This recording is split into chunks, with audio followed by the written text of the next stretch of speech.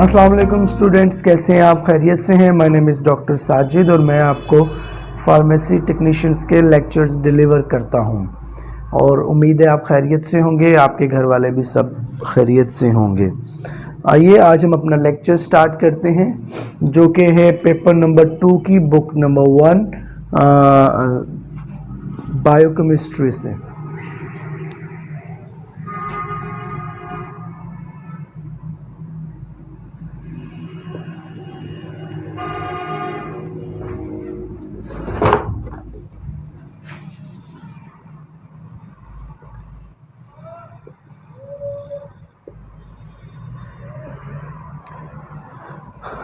Biochemistry में हम जो पढ़ रहे थे वो है उसका लास्ट चैप्टर बेसिकली जो था ये बायोटेक्नोलॉजी के ऊपर था।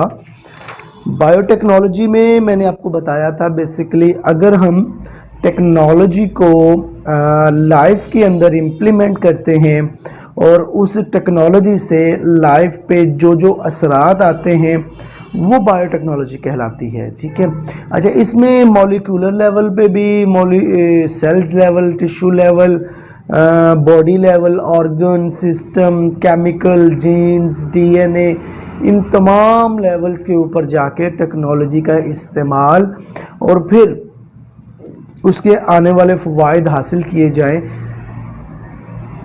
ये क्या कहलाता है? बायोटेक्नोलॉजी। अच्छा, एक तो ये एस्पेक्ट है कि आप जो है वो टेक्नोलॉजी को इस्तेमाल करें और उससे कुछ नताइज हासिल करें। दूसरा ये भी हो सकता है कि आप टेक्नोलॉजी का इस्तेमाल करें और उससे जो चीज़ें हासिल हों उनको बॉडी के ऊपर इम्प्लीमेंट किया जाए, ऑर्गन लेवल पर, सिस्टम लेवल पर या फिर मॉलिक्यूलर लेवल पर, और उससे जो भी फ़वाइद हासिल होंगे वो भी बायोटेक्नोलॉजी के अंडर आएंगे। तो हमने ये भी बात की थी कि बायोटेक्नोलॉजी एक बहुत वास्ट फील्ड है जिसमें हम मैथ, फिज़िक्स, केमिस्ट्री, उसके बाद immunology, industrial biochemistry, pharmaceutical sciences, ये जितनी की जितनी हमारी बेसिक साइंसेस हैं उन सब को हम बायोटेक्नोलॉजी में मर्ज कर सकते हैं। इसके बाद हमने बात की थी कि इसकी कौन कौन सी ब्रांचेज हैं बायोटेक्नोलॉजी की जो अभी तक डेवलप हो चुकी हैं। उसमें सेल कल्चर बायोटेक्नोलॉजी है, हाइब्रिडोमा है, फर्मेंटेशन है, process engineering, chemical engineering, ecology, mathematics, physics, physiology, genetics, molecular biology, microbiology, genetics engineering, enzyme technology. तो ये सारी की सारी शाखें हैं, ब्रांचें हैं बायोटेक्नोलॉजी जिसमें अभी तक काम हो रहा है, जिसके अभी तक नताइज हासिल किए जा रहे हैं। किस लिए? For the welfare of Mankind, इंसान की फलाह बहबूद के लिए ये सारे नताइज हासिल किए जा रहे हैं। इसमें फिर हमने ये बात की कि कौन से ऐसे साइंटिस्ट हैं जिन्होंने बायोटेक्नोलॉजी में काम किया हुआ है, बायोटेक्नोलॉजी इवॉल्व कब हुई। उसके बाद एरिया ऑफ इंटरेस्ट हमने बात की थी कि बेसिकली कौन कौन से ऐसे एरियाज़ हैं जिनमें बायोटेक्नोलॉजी जो है वो ज़्यादा काम कर रही है। उसमें रिकम्बिनेंट डीएनए था, हाइब्रिडोमा था, एंजाइम्स एंड कैटलिस्ट टेक्नोलॉजी थी। ये कुछ हमने फील्ड्स की भी बात सॉरी अच्छा, इसके बाद फिर हमने एप्लीकेशंस की बात की कि हमें कौन कौन से फ़वाइद बायोटेक्नोलॉजी से आ रहे हैं। ठीक है, तो फिर हमने उसके बाद जब ये बायोटेक्नोलॉजी का लेक्चर हमारा ख़त्म हुआ उसके बाद फिर हमने अब स्टार्ट करना है introduction to genetics engineering. Introduction to genetics engineering.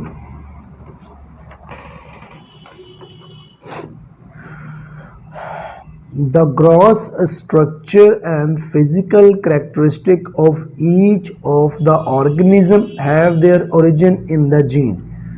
इंसान का जो बेसिक ढांचा है और उसके जो ज़ाहिरी खदोखाल है, उसकी जो करैक्टर है, मतलब उसकी जो आंखें कैसी हैं, नाक कैसा है, रंगत कैसी है, बाल कैसे हैं, ये फिज़िकल करैक्टर है। उसका ढांचा मतलब उसका कद कैसा है, उसकी हाइट, उसका जो बॉडी डायामीटर है, ये सारा कुछ जो है ये सेफ है। ये सारे के सारा जो कोडिंग है, ये सारी की सारी जो फीचर्स है, ये स्टोर हैं, ये सेफ है कहाँ पर? इंसान के जीन्स में, which are transferred from parents to offspring. और यही जीन्स जो है माँ बाप से बच्चों में मुंतकिल होता है, जो कि फिर आपने देखा होगा कि अक्सर बेशतर बच्चे जो होते हैं वो माँ बाप की शक्लो सूरत वाले होते हैं। The information for the development, organization and function of living system is stored in these discrete unit called genes। और यही जो है उनका स्ट्रक्चर कैसा होगा, उसी के फिजिकल अपीयरेंस, फिजिकल करैक्टर्स कैसे होंगे, अच्छा फिर उसकी डेवलपमेंट कैसे होगी, उसके बाद उसकी ऑर्गेनाइजेशन और उसके फंक्शंस कैसे होंगे, ठीक है, वो कितना ब्राइट माइंड होगा, वो उसकी आइज़, उसका ब्रेन, उसका हार्ट, उसके जितने सिस्टम्स हैं, ये सब के क्लिनिकल फीचर्स वगैरह जो हैं, इन सब चीज़ों की जो इंफॉर्मेशन है वो एक मखसूस अंदाज में, एक मखसूस ब्लॉक्स की शक्ल में जीन्स के अंदर महफूज हैं। These genes are located in the nucleus of each cells in the form of either chromosomes or chromatin। और यही जो जीन्स हैं ये हर सेल के न्यूक्लियस के अंदर मौजूद होते हैं। और ये जो न्यूक्लियस के अंदर जीन्स मौजूद होते हैं ये या तो क्रोमोसोम की शक्ल में होते हैं या क्रोमैटिन की शक्ल में होते हैं। ठीक है जी, ये होगी हमारी जेनेटिक जीन्स के बाद थोड़ा सा इन्फॉर्मेशन बताइए कि जीन्स क्या होता है, जीन्स के अंदर जो इन्फॉर्मेशन स्टोर होती है वो कौन सी होती है। आइए पढ़ते हैं ट्रांसक्रिप्शन और ट्रांसलेशन क्या होती है। पहले हम ट्रांसक्रिप्शन और ट्रांसलेशन को पढ़ेंगे, अभी हमने जीन्स पढ़ा ना, तो फिर हम ट्रांसक्रिप्शन और ट्रांसलेशन को पढ़ेंगे। तो फिर हम पढ़ेंगे कि जेनेटिक इंजीनियरिंग बेसिकली जो कॉन्सेप्ट है वो क्या है, उसके क्या फ़वाइद होते हैं, उससे हम क्या कर सकते हैं। As mentioned earlier, the process of synthesis of RNA from the DNA with the same sequence of nucleotides as DNA is called as transcription। वो ये कह रहा है कि एक DNA से RNA का बनना, उसी फॉर्म में, उसी शक्ल में, उसी सीक्वेंस में बनना जिस सीक्वेंस में ओरिजिनल डीएनए कोडिंग मौजूद है। एक डीएनए कोडिंग, एक डीएनए इंफॉर्मेशन से आरएनए का बनना, ये ट्रांसक्रिप्शन कहलाता है। The process is utilised by an enzyme DNA dependent RNA polymerase. और इस प्रोसेस को करने वाला जो एंजाइम होता है उसका नाम होता है DNA dependent RNA polymerase. The process of transcription in prokaryotes differs slightly from that in eukaryotes। वही कह रहा है कि जो प्रोकैरियोट्स होते हैं multi cellular organisms, eukaryotes unicellular organisms, sorry prokaryotes unicellular organism और यूकैरियोट्स जो है वो मल्टी सेलुलर एनिमल्स होते हैं। तो ये जो एनिमल्स हैं इनके अंदर ये जो ट्रांसक्रिप्शन का अमल है, आरएनए का डीएनए से बनना, same coding, same information, same sequence के अंदर, ये मुख्तलिफ होता है प्रोकैरियोट्स में और यूकैरियोट्स में। अब क्या मुख्तलिफ होता है? In prokaryotes the exact copy of DNA is represented in RNA and it directly codes for amino acid sequence of the protein. वो ये कह रहा है कि प्रोकैरियोट्स के अंदर ये होता है कि जो एग्जैक्ट कॉपी होती है डीएनए की वो बनती है जो कि आरएनए को डायरेक्टली मतलब सीक्वेंस वगैरह अमीनो एसिड का वो बता दिया जाता है। सेकंड है translation. It is the process of translating the nucleotide sequence mRNA into amino acid sequence of the protein. तो फिर क्या होता है कि ट्रांसक्रिप्शन हमने क्या पढ़ा कि जो डीएनए है उसकी सेम कॉपी तैयार हो जाती है आरएनए की शक्ल में, जिसकी कोडिंग इंफॉर्मेशन हर चीज़ सेम होती है डीएनए के। फिर ये इसको बोलेंगे ट्रांसक्रिप्शन। फिर ये जो आरएनए बना है इससे आगे जो अमाइनो एसिड्स बनेंगे प्रोटीन्स बनाने के लिए, ठीक है, वो प्रोसेस क्या कहलाएगा? ट्रांसलेशन। आरएनए से अमाइनो एसिड्स का बनना ताकि प्रोटीन्स बने, ये क्या कहलाएगा? Translation. This occur on the ribosomes which are present in cytoplasm. ये राइबोसोम्स में होता है जो कि साइटोप्लाज्म में प्रेजेंट होता है ribosome. Translation occur in 5 to 3 directions. Translation जो होती है वो 5 से 3 डायरेक्शंस में होती है। The mRNA moves over the surface of ribosome, bringing successive groups of nucleotides that code for amino acids into position. वो ये कह रहा है कि जो mRNA है वो राइबोसोम्स की सरफेस पे जाता है, वहाँ पर दीगर न्यूक्लियोटाइड्स कोड जो है वो अमाइनो एसिड्स की फॉर्म में, कोडोन की फॉर्म में अपनी पोजीशंस लेते हैं ताकि प्रोटीन सिंथेसिस हो सके। अब आपने जीन्स बताया, जीन्स क्या होता है, फिर जीन्स के बाद हमने बताया ट्रांसक्रिप्शन और ट्रांसलेशन क्या होती है। अब हम पढ़ते हैं जेनेटिक इंजीनियरिंग क्या होती है। एक्सेप्ट फ्यू वायरसेस, चंद वायरसेस के अलावा, the genetic material in all the organism is DNA. जितने भी लिविंग ऑर्गेनिजम्स हैं चंद एक वायरस के अलावा, उनमें जो जीन्स, जो इंफॉर्मेशन, जो सीक्वेंस, जो फिजिकल और केमिकल और तमाम करैक्टर्स मौजूद होते हैं वो डीएनए के अंदर मौजूद होते हैं। The process of DNA replication, transcription and translation occur in a similar manner in all organism. और फिर डीएनए का रेप्लिकेशन होना, डीएनए का ट्रांसक्रिप्शन बनना, डीएनए का ट्रांसलेशन का होना, ये जो जितना मामलात हैं ये तमाम लिविंग ऑर्गेनिजम्स में सेम होते हैं, मुख्तलिफ नहीं होते। जैसे कि पहले बताया प्रोकैरियोट्स और यूकैरियोट्स में चंद एक का फर्क होता है बस। The genetic code, the triplet codon system and the enzyme are common in all organisms। और वो यही कह रहा है कि जो जेनेटिक्स कोड होते हैं, जो एंजाइम होते हैं, जो कोडॉन सिस्टम होता है, वो भी ऑर्गेनिज्म में सब में सेम है। From bacteria to human being, bacteria से लेकर ह्यूमन बीइंग तक सब में सेम है। The DNA of one organism can express its character in an other organism also. This is the main idea of genetic engineering। तो वो यही कह रहा है कि ये जो जीन्स हैं, ये जो डीएनए है, ये जो ट्रांसक्रिप्शन है, ये जो ट्रांसलेशंस है, इन्हीं सारे सिस्टम्स के ऊपर बेस करते हुए हम लोग जेनेटिक इंजीनियरिंग के कॉन्सेप्ट को डेवलप करते हैं।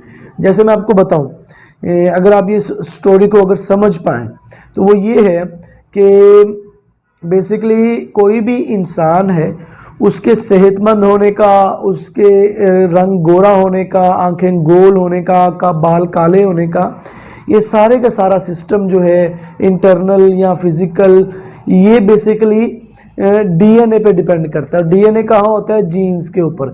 अच्छा, अगर मल्टीप्लिकेशन होनी हो, ग्रोथ होनी हो, डेवलपमेंट होनी हो, तो फिर ये सारी की सारी कोडिंग कहाँ से ली जाती है? डीएनए से। ठीक है जी। तो अगर इसी डीएनए को हम चेंज कर दें, इसी डीएनए को कोई अल्ट्रेशन कर दें, तो फिर हमारी सारी की सारी जो है वो करैक्टरिस्टिक्स भी मुख्तलिफ हो जाएंगे, चेंज हो जाएंगे, अल्टर हो जाएंगे। ठीक है जी। ये ही जेनेटिक इंजीनियरिंग है। मतलब जेनेटिक्स मीन जीन्स के साथ इंजीनियरिंग करना, छेड़खानी करना, उसको किसी ना किसी तरीके से बदलना, उसका रिवर्स माइनस प्लस करना। Changes that occur in the DNA molecule में लीड टू जेनेटिक डिसऑर्डर। ये जितनी भी चेंजेस हैं जो डीएनए में आ रही होती हैं ये जेनेटिक डिसऑर्डर कॉज कर सकती हैं। The important tool of genetic engineering are listed below. तो बेसिक्स जो जेनेटिक इंजीनियरिंग के जो टूल्स इस्तेमाल किए जाते हैं जेनेटिक इंजीनियरिंग करने के लिए वो कौन कौन से होते हैं। नंबर 1 है एंजाइम्स, एक तो एंजाइम्स को लिया जाता है। नंबर 2 है वेक्टर्स। नंबर 3 है सी डीएनए क्लोन बैंक और सी डीएनए लाइब्रेरी। और नंबर 4 पे है जीन बैंक और जीनोमिक लाइब्रेरी। अच्छा, एंजाइम्स जैसे मैंने आपको बताया कि जैसे डीएनए से जब आरएनए बनता है तो उसमें DNA dependent RNA polymerase enzyme अपना काम करता है, ट्रांसक्रिप्शन को हेल्प करता है ट्रांसक्रिप्शन होने में। तो इसी तरह मुख्तलिफ एंजाइम जो ट्रांसक्रिप्शन, ट्रांसलेशन, रेप्लिकेशंस में इन्वॉल्व होते हैं उनको इस्तेमाल किया जाता है जेनेटिक इंजीनियरिंग के लिए। दूसरा है वेक्टर। तो वेक्टर बेसिकली होता है वो मॉलिक्यूल होगा, डीएनए मॉलिक्यूल, जिसको हम आर्टिफिशियली लेंगे व्हीकल के तौर पर लेंगे आर्टिफिशियली। ठीक है जी। फिर है सी डीएनए क्लोन बैंक और सी डीएनए लाइब्रेरी। सी डीएनए क्लोन बैंक और सी DNA library.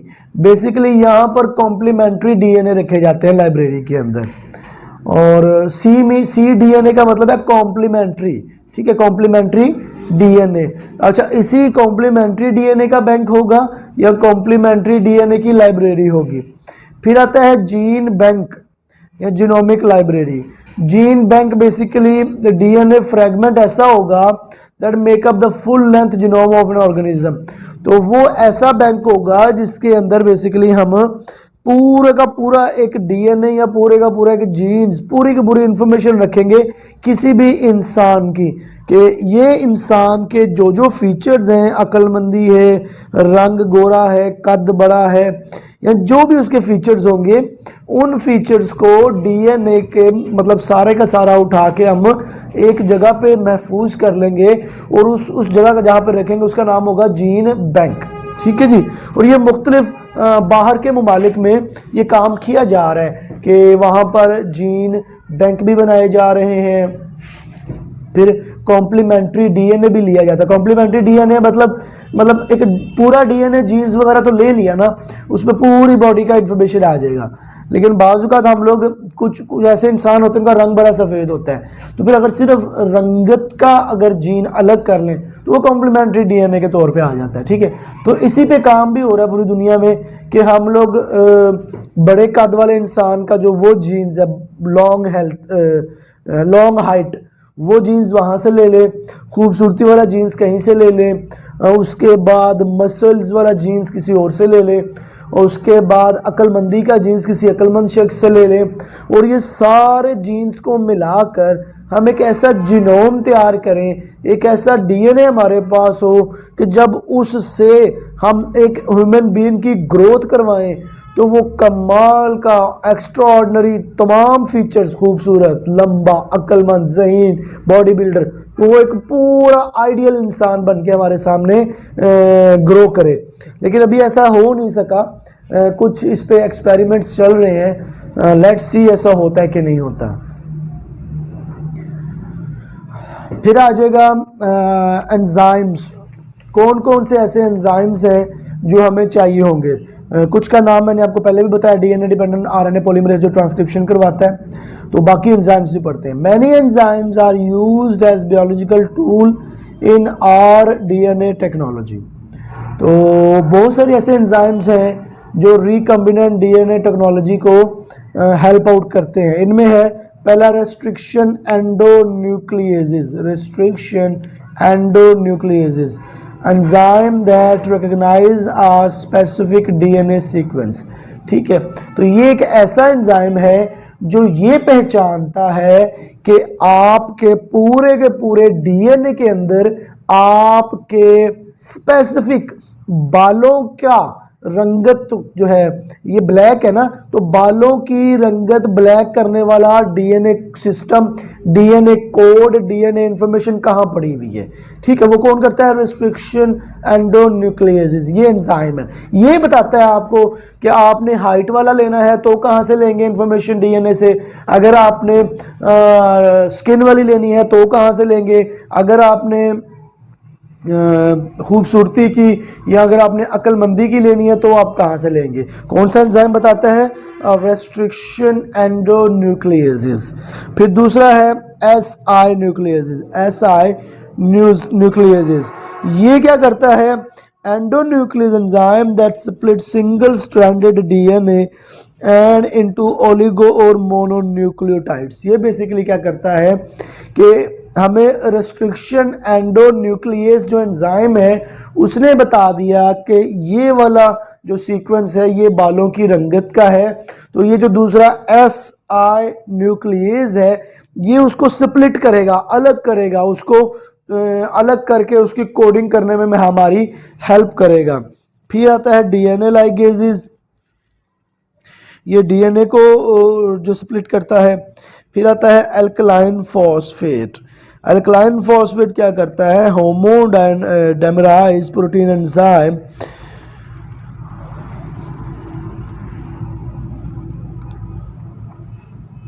Monomers 5 cystone reductase 2 zinc atom 1 milligram atom crucial to its catalytics. ठीक है जी। फिर है रिवर्स ट्रांसक्रिप्टेज, ये जो ट्रांसक्रिप्शन है उसको रिवर्स कर देता है, रिवर्स ट्रांसक्रिप्टेज। फिर एट द एंड आता है DNA polymerase, it catalyse synthesis of DNA molecule from nucleoside triphosphate. तो जो डीएनए पॉलीमरेज है ये बेसिकली क्या करता है? ये कैटलाइज करता है किसको? Synthesises the DNA molecule from nucleoside triphosphate. ये कुछ एंजाइम्स के हमने नाम पढ़े और उनका काम भी पढ़ा है। नेक्स्ट हम पढ़ते हैं acid base and electrolyte balance in human body. Acid base and electrolyte balance in human body. आपको पता होगा कि हमारी बॉडी जो है एक तो वो पीएच को मेंटेन रखती है, ठीक है जी, 1 to 6 ये एसिड है, 7 जो है ये न्यूट्रल होता है,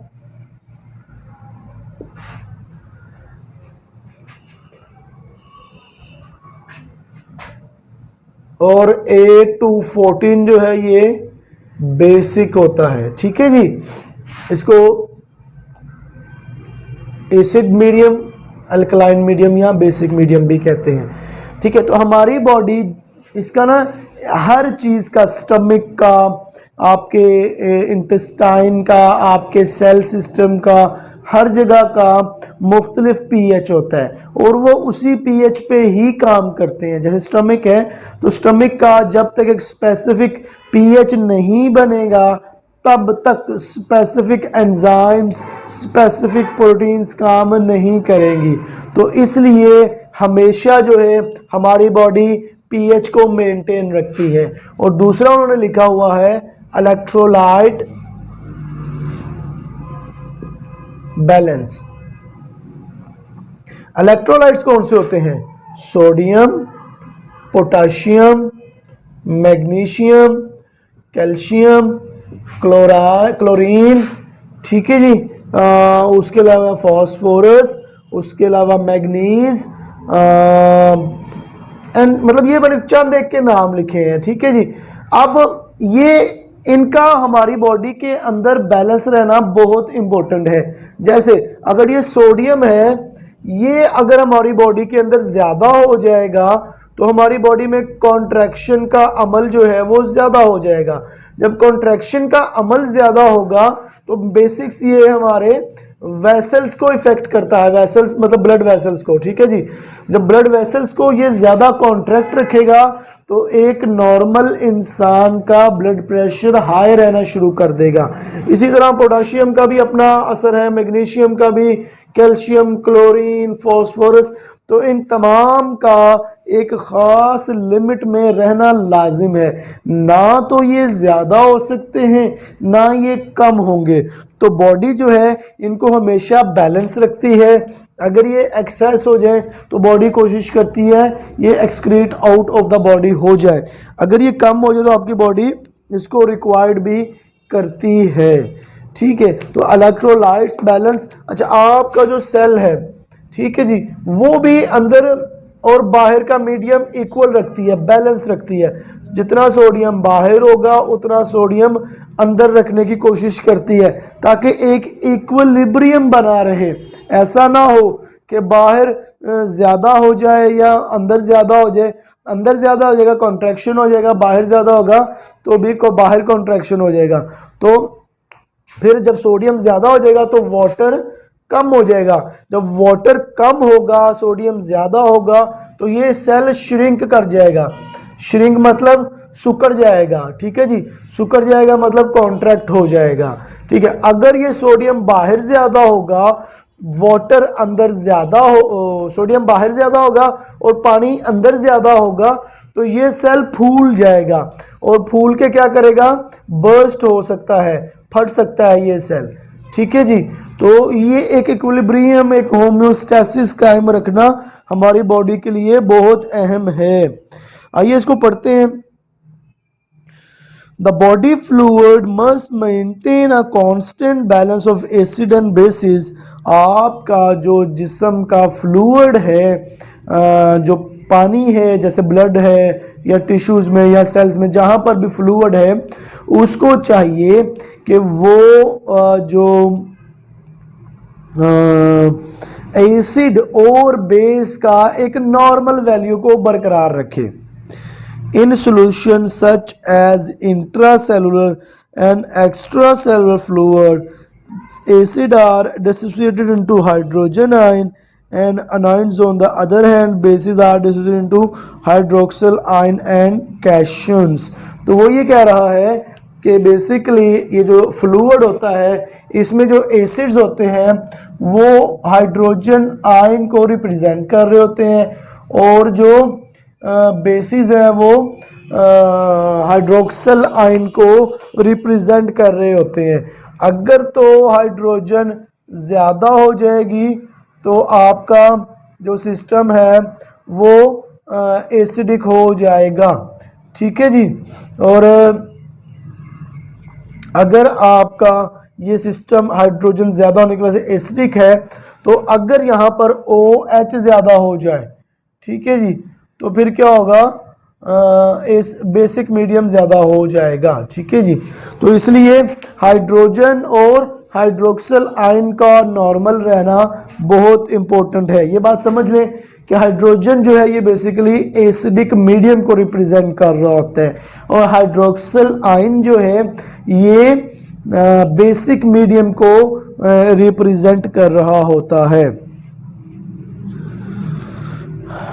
अब आगे term related with acid base balance.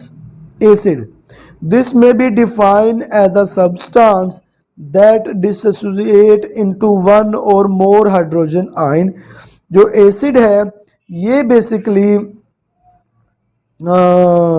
एक या इससे ज़्यादा हाइड्रोजन आयन के होने को रिप्रेजेंट करता है and one or more negative anion. It may also be defined as a proton donor or hydrogen donor। तो ये जो ये बेसिकली ये अनायंस पे जब जाता है तो वहाँ पर जाके ये अटैच हो जाता है। ठीक है, तो इसको फिर प्रोटॉन या हाइड्रोजन डोनर भी कहते हैं। नेक्स्ट अगर बात करें एसिडोसिस की, this is the increase in hydrogen concentration और डिक्रीज इन पीएच। तो ये बेसिकली न्यूट्रल जो है वो 7 होती है, मैंने आपको पहले बताया है। अच्छा, जो हाइड्रोजन आयन ज़्यादा होते जाएंगे आपका पीएच जो है वो कम होता चला जाएगा। जो 1 है ये सबसे स्ट्रॉन्ग एसिड होता है, इसके बाद 2 है, फिर 3 है, फिर 4 है, फिर 5 है। ठीक है, और फिर 6 है। 6 जो होता है ये सबसे वीक कमजोर एसिड होता है, लेकिन 1 जो है ये सबसे स्ट्रॉन्ग एसिड होता है। इसका मतलब हुआ कि जितनी हाइड्रोजन की कंसंट्रेशन ज्यादा होगी उतना पीएच 1 की तरफ होगा, और जितनी हाइड्रोजन की कंसंट्रेशन कम होगी उतना पीएच 6 की तरफ होगा या 7 की तरफ होगा। ठीक है, ये यहाँ पे बता रहे हैं वो। नेक्स्ट है base. This is the substance which combines with H positive and remove the negative from a solution. It is also known as a proton acceptors. ये प्रोटॉन एक्सेप्टर्स होते हैं basically. Alkali, this is the combination of one of the alkaline sodium और potassium with the highly basic ion such as OH। तो hydroxyl ion OH जो है इसका ज़्यादा होना बेसिक्स अल्कली करता है।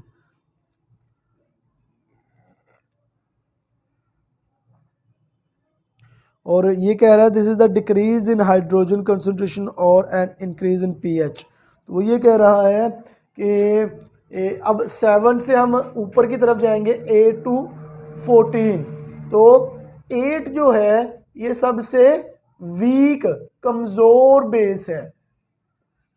कमजोर बेस का मतलब क्या हुआ कि OH की कंसंट्रेशन इसमें कम होगी, OH की कंसंट्रेशन कम होगी, लेकिन अलबत्ता वो हाइड्रोजन से फिर भी ज्यादा होगी। ठीक है जी।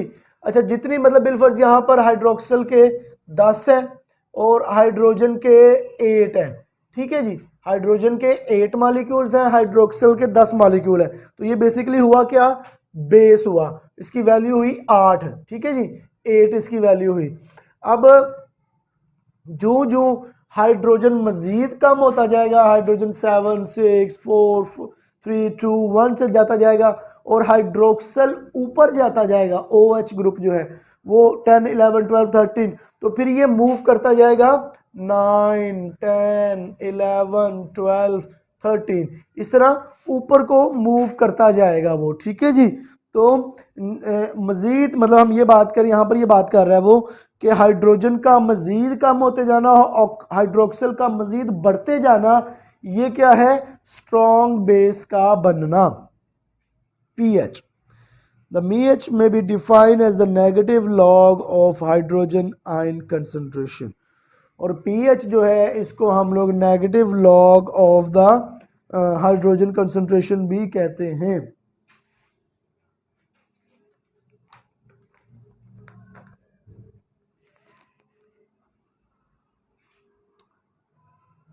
मेरा डस्टर गुम गया। ठीक है जी।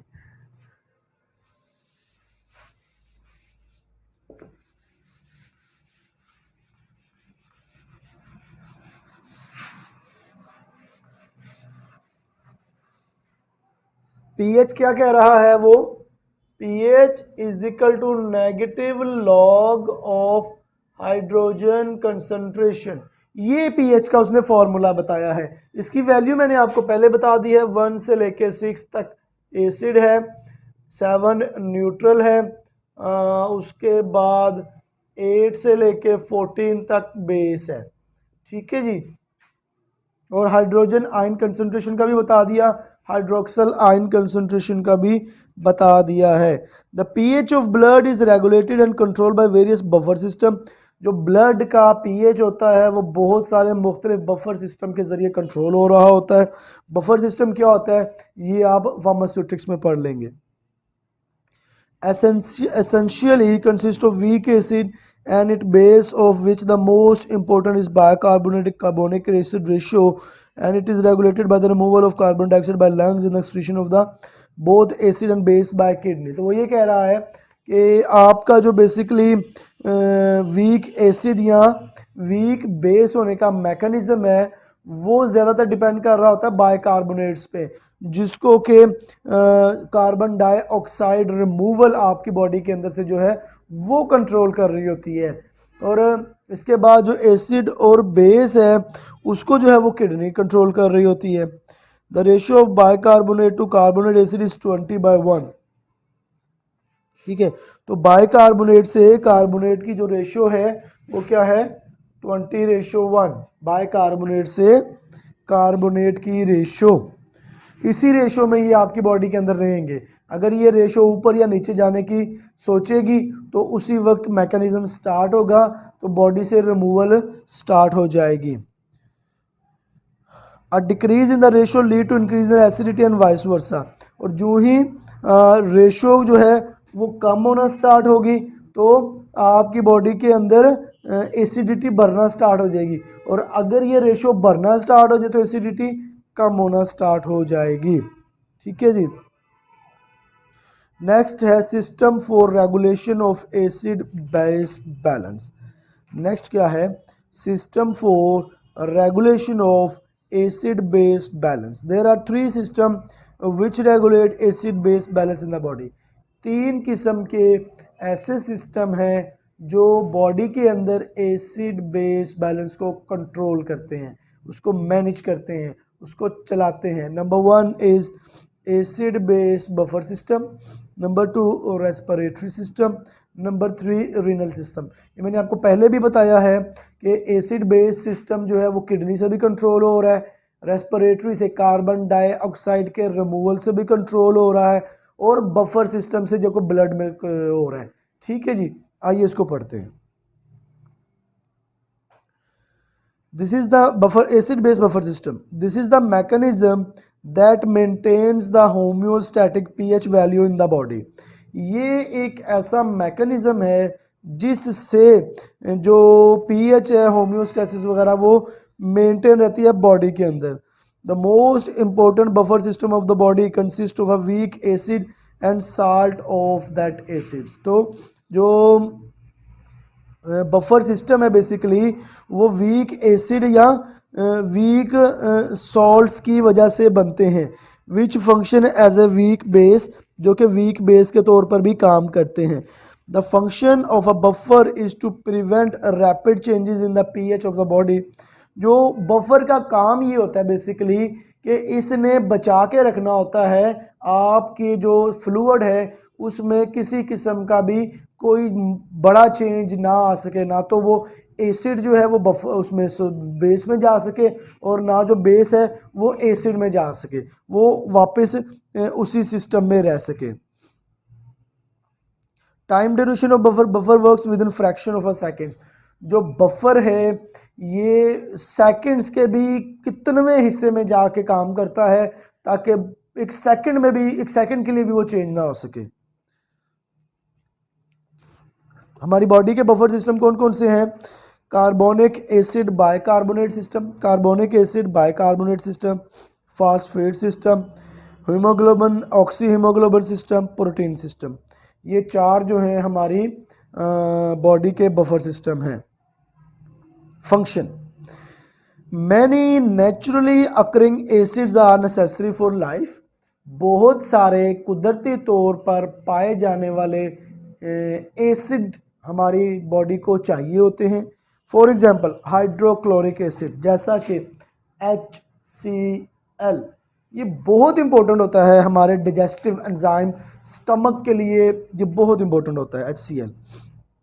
HCl is secreted in the stomach. HCl जो है ये हमारे मैदे में खारिज होता है टू असिस्ट विद डाइजेशन, ताकि हमारे निज़ाम इन्हिज़ाम को बेहतर कर सके। The chemical composition of food in the diet can have an effect on the body acid base production. लेकिन जो आप खाना खा रहे हैं उसकी जो केमिकल कंपोजिशन है वो एसिडिक है, बेसिक है, क्या है, आप इसको नहीं सोचते, आप उसको खा लेते हैं और ये जाकर हमारी बॉडी के अंदर बहुत असरात डालते हैं।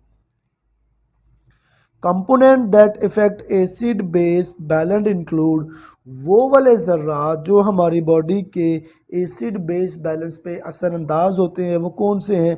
Protein, chloride, phosphorus, sodium, potassium, calcium, magnesium. ये वाले जो कंपोनेंट्स हैं ये हमारे बॉडी के एसिड बेस मीडियम को अच्छी तरह से असरात डालते हैं। In addition, the rate at which nutrients are absorbed in the intestine will alter acid base balance. वो ये कह रहा है इसके साथ साथ जो न्यूट्रिएंट्स का जो रेट है उसके अब्जॉर्ब होने का इंटेस्टाइन में, वो भी जो है आपका एसिड बेस बैलेंस को बदल सकता है, आल्टर कर सकता है। Cells and body fluids contain acid base buffer. Cell और जो आपकी बॉडी का फ्लूइड है वो एसिड बेस बफर को आल्टर कर सकता है, which help to prevent rapid changes in the body fluid, और ये बचाता भी है ताकि आपकी बॉडी फ्लूइड का एकदम से पीएच चेंज ना हो सके over the short period of time, थोड़े से वक्त के लिए भी नहीं। Until the kidney pulmonary system can make appropriate adjustment, जब तक के किडनी और रेस्पिरेटरी सिस्टम जो है वो कोई कंपनसेटरी मैकेनिज्म ना ले आए, वो इस चीज़ों को कंट्रोल ना कर लें। The kidneys and the pulmonary system then work to maintain acid-base balance through excretion in the urine or respiration. और किडनी और जो पल्मोनरी सिस्टम है वो इस एसिड बेस सिस्टम को कैसे मैनेज करते हैं, या तो कार्बन डाइऑक्साइड को वो आपके जिस्म से बाहर खारिज कर देंगे, या फिर किडनी जो है वो बाइकार्बोनेट्स को आपके यूरिन के ज़रिए बॉडी से खारिज कर देंगे।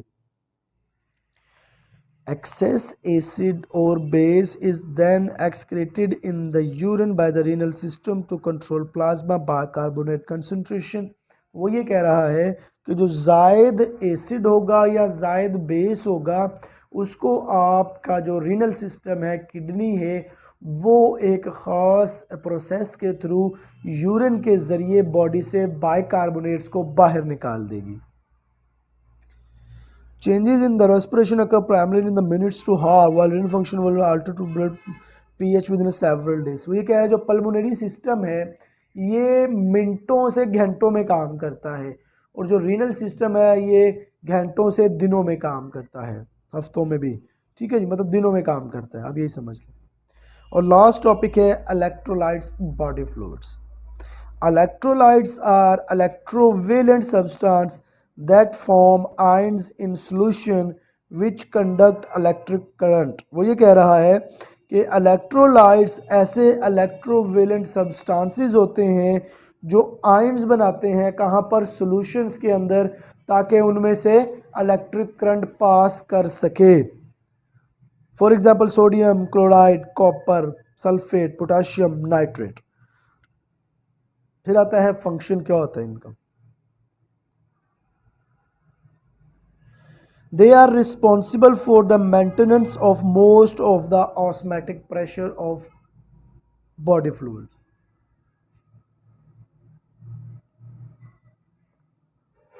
बेसिकली ये आपकी बॉडी का जो ऑस्मोटिक प्रेशर है उसको भी बनाए रखते हैं, कौन, electrolytes. They provide an optimum ionic balance for tissues to perform their activity। और ये ऑप्टिमम आयन बैलेंस जो है टिश्यूज़ के अंदर उसको भी अपनी नॉर्मल एक्टिविटीज़ करने के लिए बहाल रखते हैं। They participate in the regulation of the pH of the body fluid, और ये पार्टिसिपेट करते हैं किसमें, बॉडी फ्लूइड की नॉर्मल पीएच को मेंटेन करने में। और they regulate the neuromuscular irritability and excitability, और ये आपके जो न्यूरोमस्कुलर फंक्शन है उसकी एक्साइटेबिलिटी और इरिटेबिलिटी को मेंटेन रखते हैं, ठीक है जी। तो ये हमारा आज का टॉपिक ख़त्म हो गया। पहले हमने जेनेटिक इंजीनियरिंग पढ़ी, जीन्स क्या होता है, डीएनए क्या होता है, फिर जीन्स डीएनए में कौन कौन सी इंफॉर्मेशन प्रेजेंट होती है, ये कहाँ सेफ होता है, न्यूक्लियस के अंदर, क्रोमोसोम्स, क्रोमैटिन के ऊपर, और उसके बाद फिर ये जेनेटिक इंजीनियरिंग का जो कॉन्सेप्ट है ये क्या होता है, इसमें कौन कौन से टूल्स इस्तेमाल होते हैं, enzyme, vector, cDNA, genome library, फिर जो एंजाइम्स हैं ये क्या क्या काम करते हैं ये हमने पढ़ा। उसके बाद जो हमारा एसिड बेस इलेक्ट्रोलाइट्स और पीएच सिस्टम है उसको हमने पढ़ा। ठीक है जी, तो ये हमारा आज का लेक्चर भी ख़त्म हो गया और हमारी बायोकेमिस्ट्री की बुक भी ख़त्म हो गई। ठीक है जी, तो बायोकेमिस्ट्री को हमने पढ़ा। बेसिकली ये क्या है, ये आपकी बॉडी के अंदर जो जो केमिकल्स हैं उनकी स्टडी, जो जो हार्मोन्स हैं उनकी स्टडी, जो जो केमिकल प्रोसेसेस हो रहे हैं उनकी स्टडी, और फिर इन तमाम बॉडी के जो स्टडीज़ है एंजाइम्स की, प्रोटीन्स, हार्मोन, कार्बोहाइड्रेट्स, लिपिड्स, इन सब की स्टडीज़ बायोकेमिस्ट्री में हमने पढ़ी। और ये बहुत इंपॉर्टेंट चैप्टर है। ठीक है, इसको आप बुक है इसको ज़रूर पढ़ें, चैप्टर्स याद करें, और इसमें कुछ भी पूछना हो तो आप मुझसे डायरेक्टली कांटेक्ट कर लें। अपना ख्याल रखिएगा, अपने पेरेंट्स का ख्याल रखिएगा। मेरी तरफ से आज इतना ही। अस्सलाम वालेकुम।